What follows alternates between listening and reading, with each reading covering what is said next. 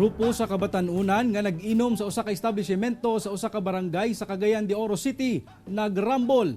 Ang maong insidente na hulikam. Aniya ang report.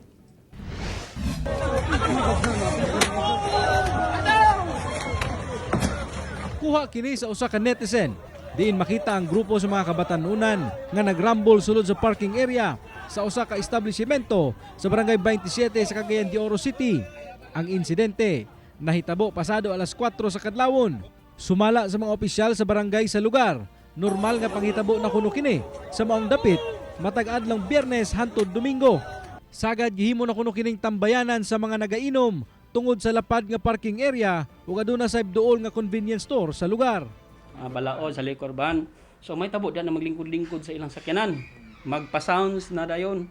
Say magsinggita ang uban. So diha na din may tabo nga nay karambol ang may tabo kay managlahi naman ang ilang labi nang makainom na. Di nakasabot sa mga istorya.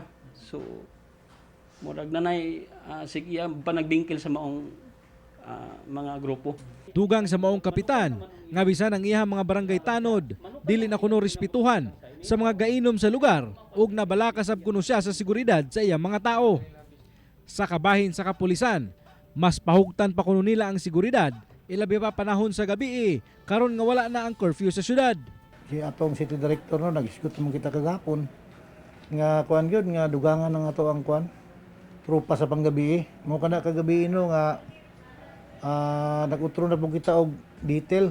Miapilasab ang kapitan sa mga ginikanan sa Kabatanunan nga i-monitor ang ilang mga anak panahon sa gabi. Unta nga ikaw ginikanan makakatulog baka ka nga imong anak wala da sa inyong kiliran.